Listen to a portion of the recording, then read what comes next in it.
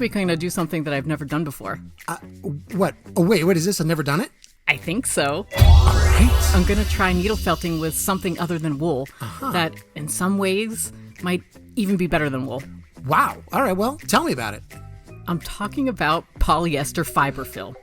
The stuff they stuff stuffed animals with, right? Or comforters, stuff like that? And I'll tell you right off the bat, one advantage of this stuff is that you can get it anywhere. Craft stores, fabric stores, big box stores. And you normally order your wool from specialty suppliers online, right? Exactly, yeah. So that's got to make it a lot easier. Yeah.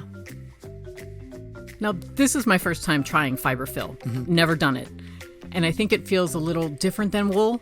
Doesn't pull apart in the same way when you prep it. So that's new. Okay, that's one difference. But once you get past that, it wraps around armature about the same as wool, and it felts with a needle just like wool. In fact, it might firm up slightly faster. So you're already noticing the differences and some benefits. Yeah, I'm going to list all the differences and benefits. Okay. And one of them is that with wool, you're limited to what colors the wool suppliers offer. But with Poly-Fil, you dye your own fibers. Is that difficult? It sounds like work. Well, this was my first time, so let me go over the process for anyone who wants to try this. All right. The process isn't complicated, but it is a little time-consuming. The instructions are on the dye package and pretty easy to follow. You bring the water to a boil, then add dye. And you told me that RIT, one of the companies that makes a dye, has a list of color formulas online to help you get close to the colors you're looking for. Yeah, and I'll drop that link below. You have to wet the fiber fill before it goes into the dye, so it might be a good idea to have another pot nearby filled with water. All right, so 2 pots. You put the fiber fill in and agitate it periodically to make sure the dye soaks into all the nooks and crannies. Can I just interject that you agitate me periodically? Might as well. I knew it was coming as soon as I said that. Low-hanging fruit. Yeah. Anyway, after about an hour, you can take out the fibers, and yeah, maybe a third pot might be a good idea because that dye will stain everything, and you need to transport it to a sink to rinse out the excess. All right. So that's a little bit of work, but you do get the colors you need. Yeah, but what I'm learning is that sometimes you may need to tweak the formulas to get closer to the color that you want. Okay. So you may need to do some experimenting. All right, so what you seem to be saying is that the Poly-Fil is easy to find. You can get it locally in a number of places. Yeah, and in some ways, it's less expensive than wool. Oh? If you compare white core wool to a bag of Poly-Fil, Yeah. 8 ounces of core wool will cost you $20. But 20 ounces of Poly-Fil is about $6. Wow. Wow. So it actually makes sense to use it for shaping the core. Yeah, and this might not be as obvious on camera, but the base white of Poly-Fil is much brighter and whiter than any white wool I've gotten in the past. This is my whitest, brightest wool up against the basic Poly-Fil. The wool was warmer, maybe a little yellow even. It's nice, and I use it a lot. But here's the Poly-Fil. Wow. And it's stark white. Whiter, brighter. So it's good for core wool. And if you want bright white, Poly-Fil's the way to go. Yeah. And of course, like you said, you can dye it to whatever color you need. Right.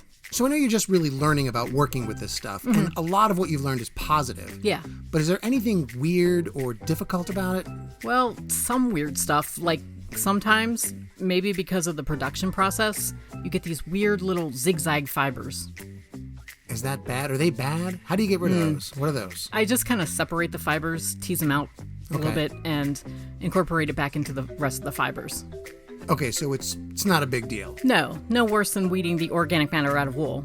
All right, you told me that wool sometimes has plant matter in it. Yes, from all the sheep rolling around in the grass. Do sheep roll around in the grass? Yeah. Is that a thing? Is that how they eat? I don't know anything about sheep biology. No. I'm not a farmer. No, you're not.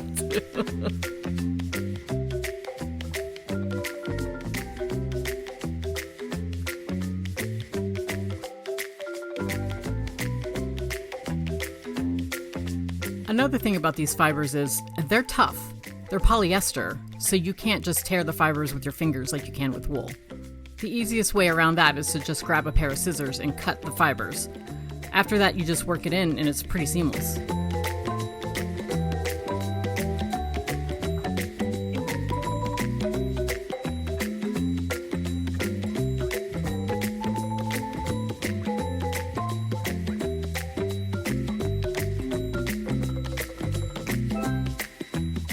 And I should say, as long as we're going over pros and cons. Yes. While I like having the ability to dye polyfill the colors I need, Yeah. it is work. Yeah. It is time, and it is expense.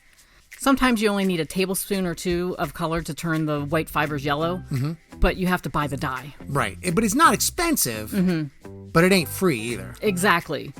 And there's another issue I should probably bring up, Okay. and that is that wool has a natural enemy. Yes. You're talking about the moth. Yes, And I hope you're aware of the irony of felting a mothman out of wool. I am. But it's just fact. Yeah. Moths eat wool. Most of my figures that I've made over the last 15 years or so are just fine. They look great. Yeah, but every once in a while, a moth gets in, and That's awful. I know. And I guess a benefit of the polyfill is that moths don't eat polyfill. As far as I know, nothing eats polyfill. Okay. And just so you know, I'm already making a new King Kong with the polyfill. Oh, good. I like that guy. Yeah. So, never having felted with polyfill before, why choose Yoshi for this experiment? I think a couple reasons. I just did that Mario, and that was a lot of fun.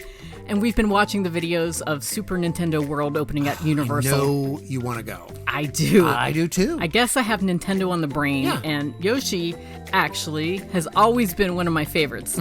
I love playing the games he's in, and he's in another one. I don't have this, but Yoshi's Crafted World looks like a ton of Yeah, fun. it looks like a kid got his hands on some paper and scissors and glue and created a world for Yoshi to run around in. I love it.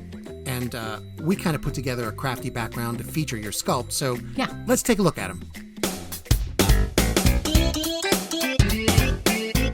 You know, I've seen a lot of your wool needle felts, and I don't know, Yoshi pretty much looks just like those guys. Yeah, in the end, it felt like a wool sculpture. Okay. And it looks like a wool sculpture. Yeah, but it's maybe a little cheaper to make? Maybe, And yeah. the whites are whiter, and it probably won't end up as a feast for moths. Right? So, all good stuff. All right, good experiment. Yeah. And another one in the Never Done It series.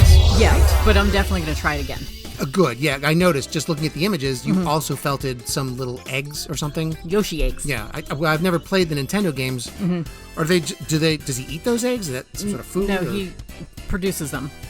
he makes them. He sculpts them. No, he produces them with his body. They come out of his body. From where? From his... It's a video game. It's hard to explain. Were you gonna say his butt? Is the answer his butt?